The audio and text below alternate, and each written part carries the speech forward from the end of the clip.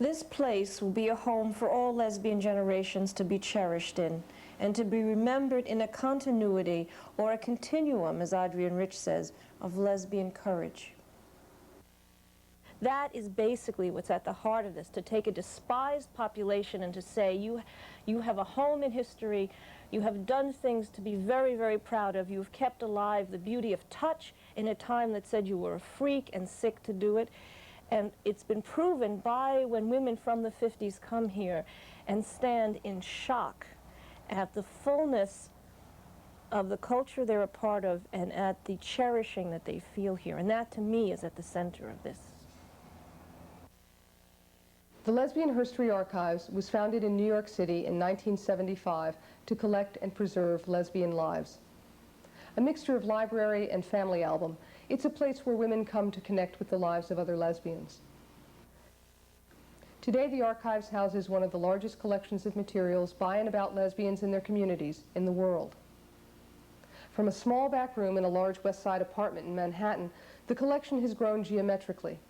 Over 20 file cabinets of subject files, biographical files, unpublished papers, short stories, and poetry. 10,000 books, 1,300 periodicals, artwork, slides, 12,000 photographs, graphics, audio and videotapes, musical scores, buttons, clothing, 200 special collections of manuscripts, diaries, letters, and personal papers, and other representations of lesbian lives and activities. Due to a lack of space, the archives can no longer house all of these materials. The collection pours out to storage lockers, some used for duplicates, others for equipment, and special temperature and humidity controlled vaults house the film and video collection.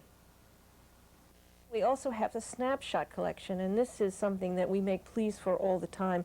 The best documenters of anybody's life, I would like to think, is ourselves. And the message we have to get across to all lesbian women is that these photographs from their life, of their friends, of their lovers, of an outing, of a house, is history. That is what will answer the question of that women always come here with: what were lesbians like in the 20s? What was it like to be a working lesbian during the Depression? And it's our photographic collection that is snapshots that have been given to us, let's say we have some incredible images of lesbian waitresses in a bar from the 40s that will answer those questions. So the photograph collection is really essential. Each one of these collections puts a demand on us in terms of preservation, which does make a demand on funds, because for them to be preserved in the way that they will have most life calls for materials that need to be bought. The Archives collects materials in 3 areas: lesbian, feminist, and gay. The collection includes books and periodicals in French, German, Italian, Spanish, and other languages, and reflects the work of the founders in locating and preserving lesbian voices from across the country and around the world. Joan Nessel and Deb Adel, 2 of the co-founders, and Judith Schwartz, who joined them in 1978, coordinate the activities of the Archives. These 3 dedicated women share the responsibility for running the Archives. This enormous task includes fundraising, organizing the volunteers, establishing the budget, paying the bills, balancing the books, buying archival materials, answering thousands of letters and phone calls, giving tours of the archives, making slide presentations, giving lectures, deciding what materials to collect, organizing the collection, securing donations of materials, archiving new materials, and much, much more. The Lesbian History Educational Foundation is an information service chartered by New York State as a not-for-profit corporation and recognized by the Internal Revenue Service as a tax-exempt organization. As an information service, the Archives facility itself is the resource room for that information service, and we're a public outreach information service, spreading word about lesbian lives and lesbian experience. 4 principles have shaped the growth and direction of the Archives. First, all women are welcome and there is no charge for access to the information. Second, the collection will never be sold and will never become part of a larger public or private mainstream institution. Third, all lesbian lives are important and should be collected at the Archives. The collected material should reflect the full diversity of the lesbian experience. And fourth, the Archives is dedicated to building intergenerational and cross-community respect through education. The archives transforms a people's secret into a people's history, which is for us a life-saving act of self-inheritance. For many of us who grew up thinking that we were queers, that we were deviants, who lived our love in shame, the archives, with its fullness of images and words and dignity of experience, gives us a whole new way of taking on the world. And in some sense, that's really at the heart of what the archives is doing. It's not just preserving papers, it preserves lives. The archives is a place where some women come to use the resources, others just to sit or explore. Many are seeking specific information, a book, a topic, reference material. Others come on personal searches to read about coming out, making love, relationships, work. Women come to read the biographies of our foremothers, or to look at the photographs and artwork, images of ourselves, our past, our present. The archives is not just a passive place to preserve and cherish our history, it's an active place where the collected history provides an important resource for political activists as well as for authors and filmmakers to create new lesbian culture in the form of books, movies, and art.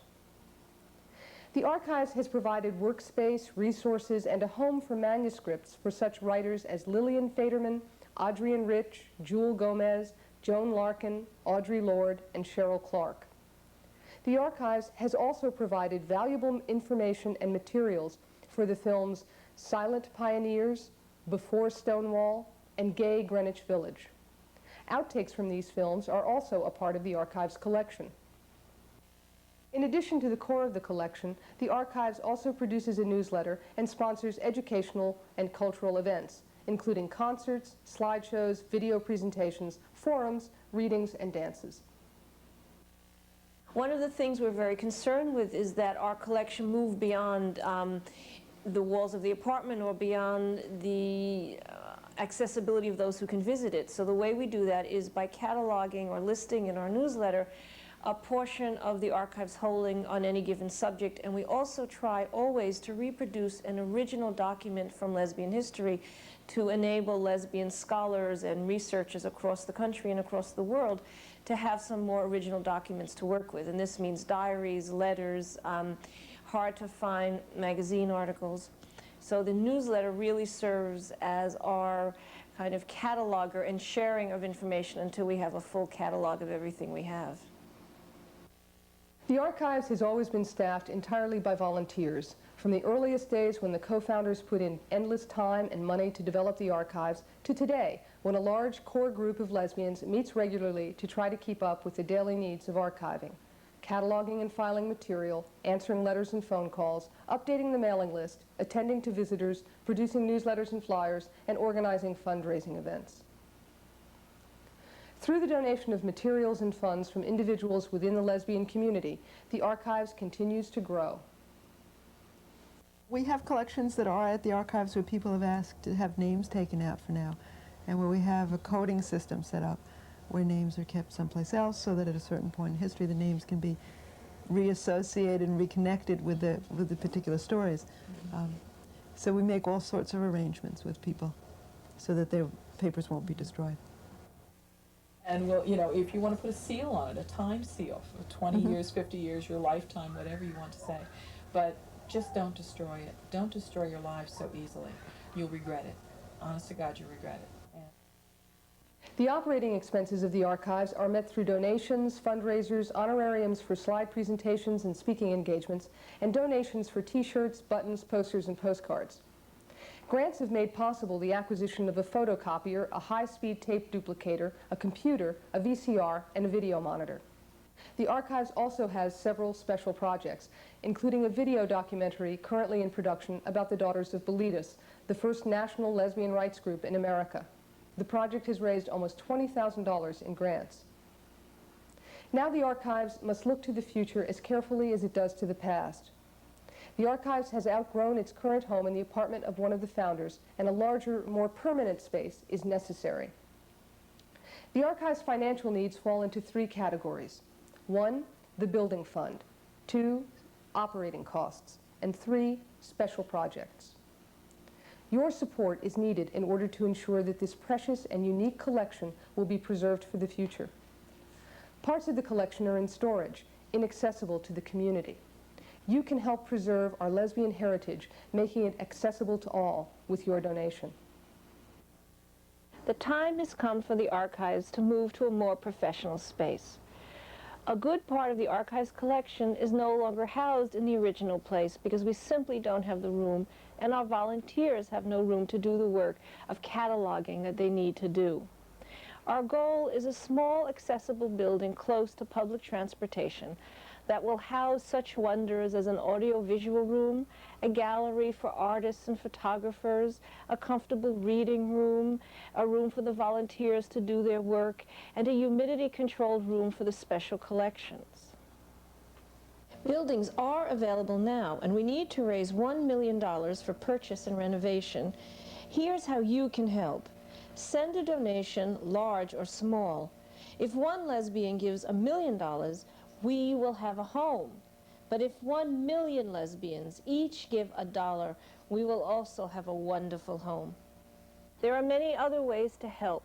You can pass the hat at a softball game. You can give part of a business take for the day. You can hold house parties. We're sure that the ingenuity of the lesbian community would find wonderful ways to help us raise this money. You can contact friends about us or send us the names of women who are interested, and we will get in touch with them. The Lesbian History Archives is our institution to make sure our history, our stories, our faces are not forgotten. No one else can preserve our history as we can. It is a trust we hold for ourselves and for future lesbians. Please help us do this.